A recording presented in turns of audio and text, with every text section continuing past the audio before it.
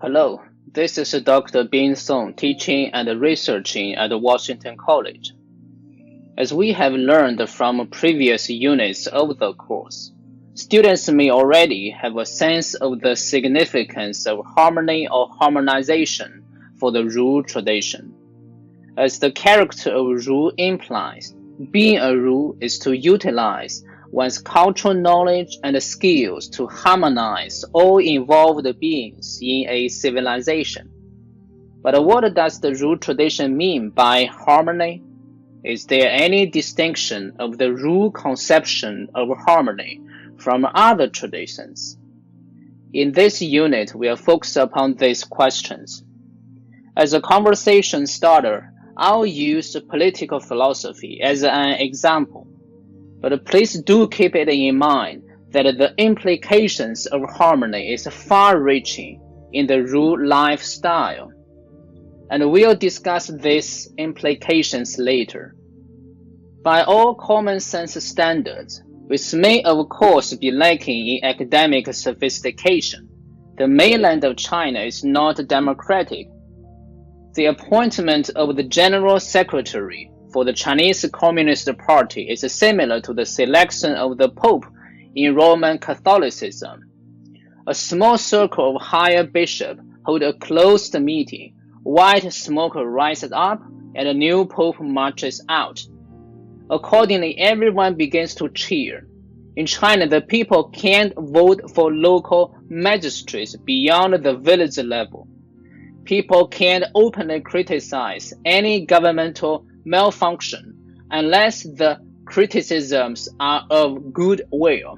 I'm here quoting the words recently used by China's foreign minister to berate a Canadian journalist after she had challenged the lack of essential human rights available to people in mainland China. There are no television debates. There are no campaigns. Often people even know who will be the number one political leader, and sometimes also the number two, almost a decade before he or she actually steps onto the throne. Primarily for this reason, I'm infinitely sympathetic with the protest carried out by Hong Kong's young people in 2014, the so-called Umbrella Revolution, when they realized their right to universal suffrage could be cashed out by being required to vote only for candidates for chief executive who have been either approved or assigned in advance by China's central government. This reminds me my own experience of voting for a deputy of the People's Congress, 人大代表, when I was in college. China has the strangest Congress in the world. Although it is called the People's Congress, and its main functions are, like other congresses around the world, to pass laws and oversee the functioning of the government. The deputies making up the Congress are almost all elitists from varying areas of the country. They are city or province magistrates, higher governmental officials, directors of giant corporations, presidents of universities, famous entertainers such as singers, film stars, and presenters on TV talk shows. As I said, what is most ludicrous is that citizens can only vote for those representatives who have already been assigned from above. I can never forget that in 2000, my sophomore year in college, I was called up to vote for the deputies of Congress on behalf of my university. There was only one candidate, and I didn't even know who she was, what her political beliefs were, and how and whether she would fight for the people's rights and interests. Even so, a label with her name was stuck to a voting box, waiting for everyone's ballots. When I realized how ridiculous this was, I quit and never voted again. This gloomy picture of contemporary Chinese politics poses a special challenge for Ruism, the most political of the traditions of ancient China, which always strive to realize humane government, 人政. The question for modern Ruists is, where does the tradition stand today? Actually, a Western political observer has noticed a discouraging phenomenon in China's various democratic movements, such as the Umbrella Revolution in Hong Kong. A Ruist voice is lacking. When people search for ideological resources to back up any appeal to democracy, they are more than likely to appropriate ideas and slogans from the West, such as Victor Hugo's "When dictatorship is a fact, revolution is a duty."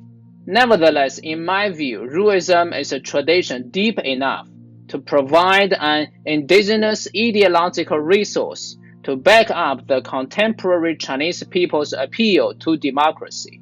And the only remaining job for contemporary Ruists is to let people know what these ideas are and then try to help put these ideas into practice. In the remainder of this essay, I will argue that the spiritual, ethical, and political goal of Ruism, dynamic harmony, is the sort of democratic idea that can point to the correct direction for political reformation so badly needed in China and in all other related places in the world. The basic meaning of harmony is being together, and the etymology of both its Chinese character he and its English translation harmony relates to music. However, there is a significant difference between the ancient Greek philosophers and the ancient Ruist thinkers in regard to their understanding of musical harmony. For the Pythagoreans, musical performances furnish great occasions to ponder those perfect mathematical laws, such as the calculable proportions among notes and pitches within instrumental performances. In this way, playing music is a way of applying universal laws to particular performances so that an intended harmony is produced. For Ruists, I think they would not disagree with the Pythagoreans' conception of harmony, since being harmonious in general requests a certain set of rules to follow in order to counteract disharmonies. However, the tendency of embodying and practicing abstract ideas makes the Ru tradition distinctively more emphasize the bodily and participatory dimensions of harmonization. For Ruists, playing music, yue, is like joining a magnificent banquet comprised of a variety of factors: performing instruments, saying, dancing, reading, ritual playing, drinking, eating, and so on. In this way, the pattern principle, Li, governing the performance of one single element, such as how to correctly play a harp, will be analogically adopted by the other elements, even though it may be manifested in completely different ways, such as by the dancers who must translate musical notes into body language in order for the dance performance to unfold together with the playing of the instruments. Here, the key to harmony is not one of pondering universal mathematical laws beyond particular performances, but the creative interplay among each human participant in accordance with each different situations. Understood in this way, playing music is a dynamic process leading to endless novelty while simultaneously manifesting a recognizable set of pattern principles.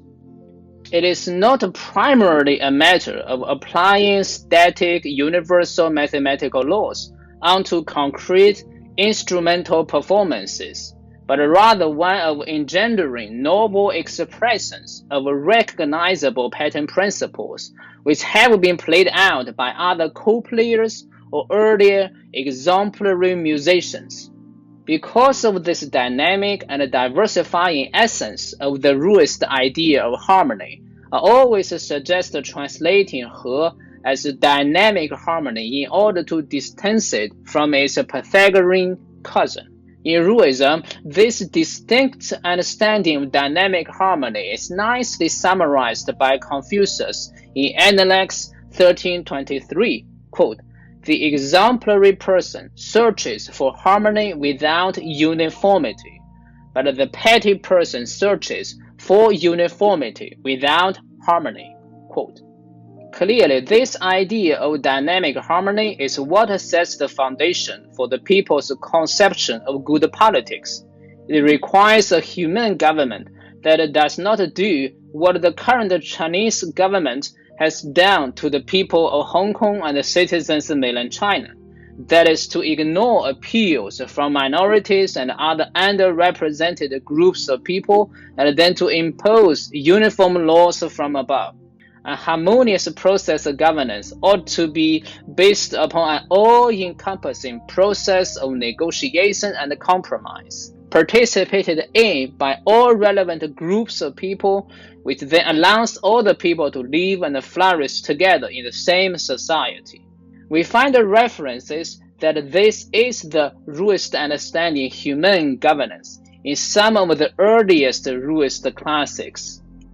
In the Duozhuan, a scholar minister Yan Zi, whose later thought had a great influence on the Ruist tradition, is recorded to have remonstrated with the Duke of Qi when the Duke praised the minister whose ideas always coincided with his own.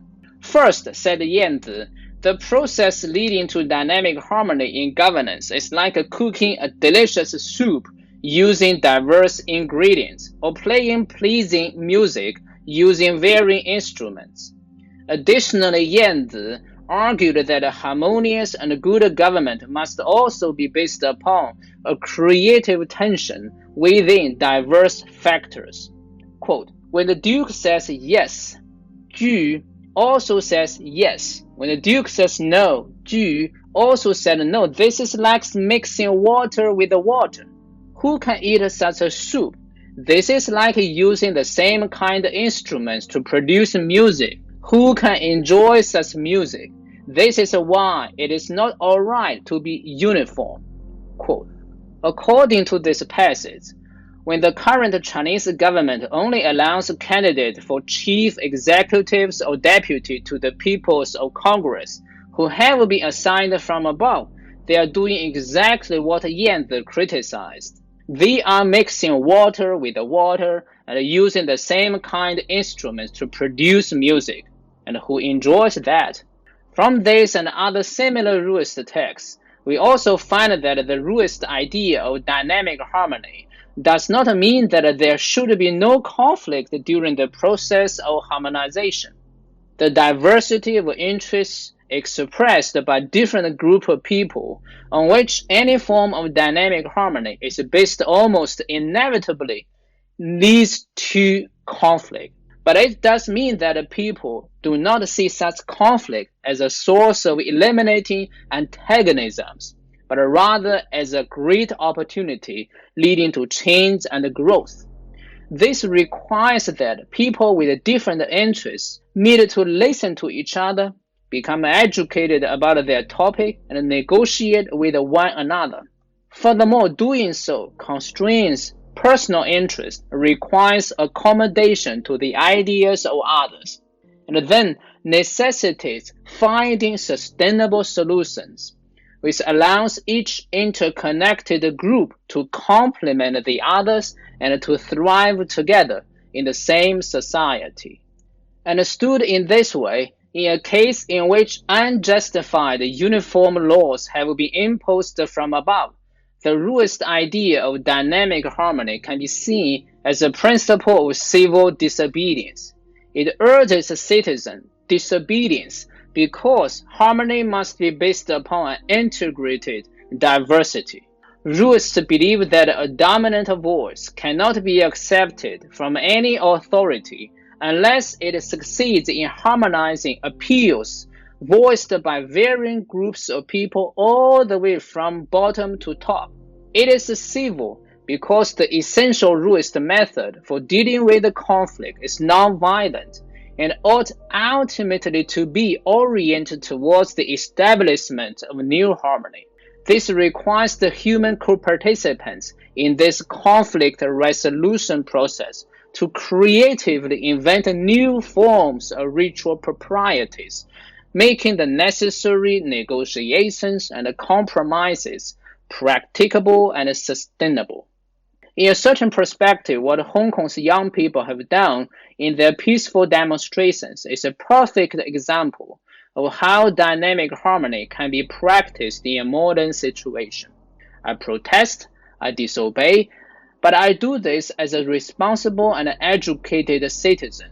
Therefore, I will respect the dignity of all involved humans, including my political enemies, using peaceful and civil manners, but I will fight for my basic human right to the death, since without taking account of other people's diverse democratic views, there can be no humane government, and neither can there be true dynamic harmony in human society.